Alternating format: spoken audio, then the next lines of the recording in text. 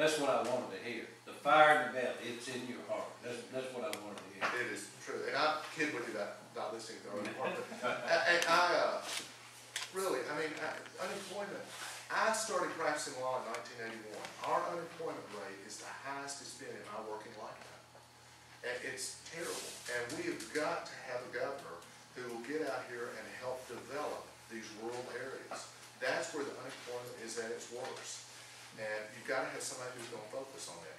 I think Governor Bredesen, and I won't go on really long about this, but I think Governor Bredesen has done a really fabulous job of laying the foundation with Volkswagen and Docker and Hemlock over in Clarksville. I'm proud of the fact that Tennessee is among the top 3 states creating clean energy jobs.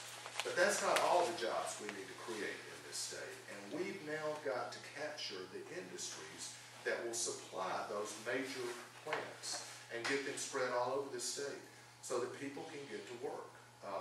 We've got to do that, and that's what I want to do. And I want to help develop. Y'all know the McWhirters are always interested, it may not sound sexy, but we're always interested in developing these counties' infrastructure. That's what our focus is, and we know that works to help bring in, but you got to have it in place to bring these industries in. I'll tell you one other real quick story. Serving as I hope is a little bit of inspiration. Serving on the Jackson Energy Authority board, we lost a plant, Maytag, Whirlpool bought them out. We were losing 540 jobs.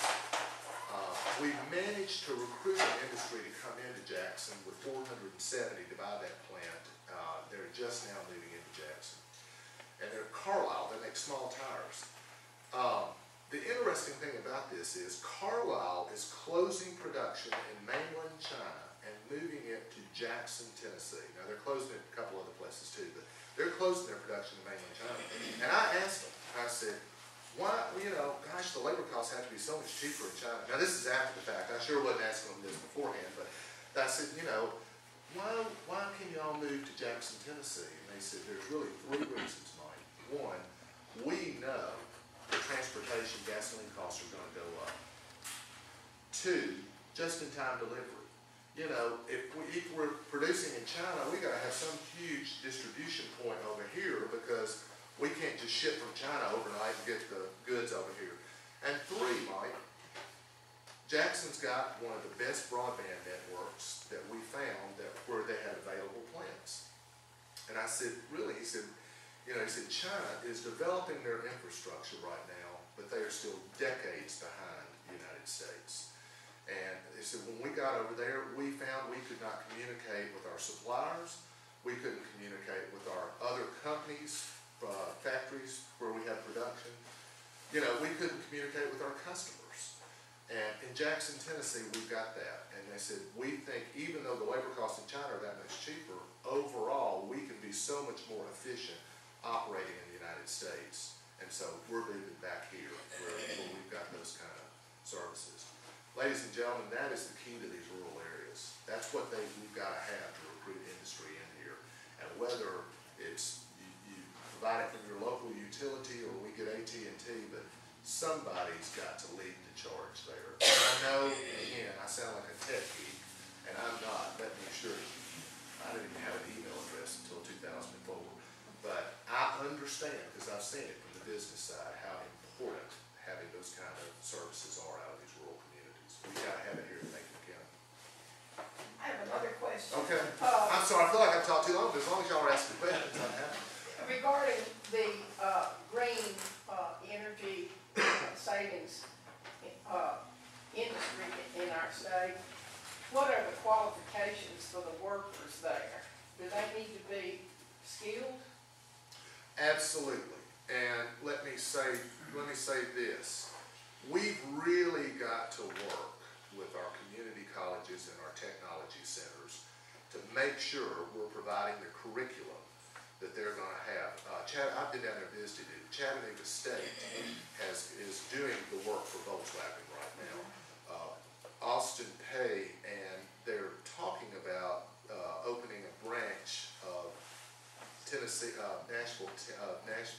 So what I forgot what they call that school. It's not Nashville Tech. It's the other school. Tennessee State. Tennessee State is talking about opening a branch up in Clarksville to help train those workers. I know from observing my father recruit industry that that is a big component when you're talking to these industrial projects about coming in, is that they want to know what training's available, and they want to make sure that you're going to have it there and have it provided, that the curriculum will be there. I think we've got to do a better job and make sure that we're focused in those areas. And then frankly, the other thing I'd like to see done with our community colleges is I want to make sure that if somebody from Lafayette decides he wants to go to a community college, because he's not ready to move off to UT, and he or she wants to spend 2 years at that school, that those hours transfer. We need to have a better system and make sure that the credit hours they get at these community colleges will be honored at our four-year institutions if they choose to go on and pursue further education. I think that's very important. The other thing, from a cost-saving standpoint, I can tell you, those community college credits are a whole lot cheaper than getting them the first 2 years at UT or wherever. So it's to our financial advantage to develop these colleges and let our students maybe mature a little closer to home before they enter college life. My grandmother would have told you that would have served me well if I had stayed a little closer to home.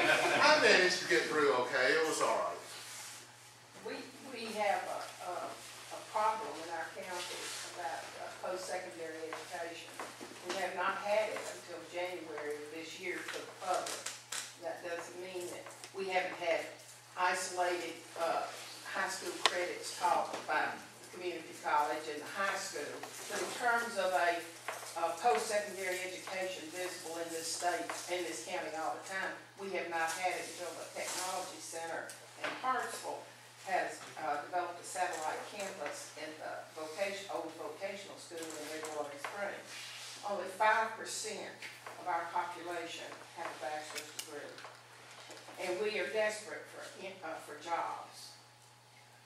And I think that's a major malfunction, and until we can get a visible post-secondary education in this county, I'm concerned that, you know, we're not going to have jobs. We're going to still have high unemployment or be a bedroom community. Our students now, if they commute, have to drive 50 miles to get to a community college or to a university if they, you know, stay at home. And they shouldn't have to do that. And we need to have these community colleges develop something, because I know you don't have to sit in the classroom to get an education now. You can do internet and online, but there needs to be visibility of that post-secondary education in this county. I think I'll ask you to go out as my surrogate. Maybe we need to keep you in the county. You really do. I mean, you really do hit on those themes that I am talking about. And broadband is a big key. If you can get that kind of technology, it's not just for industry, it's for education. You know, and we've got to get that out in our schools. I'll say this in addition to what I said a little bit earlier. And again, I feel like I may be talking too long, but you know, recently our state school board raised the standards for graduation from our high schools. And frankly, I think that's a good thing. But I also well understand that it's going to be tough to provide the curriculum that these schools are going to have to provide in some cases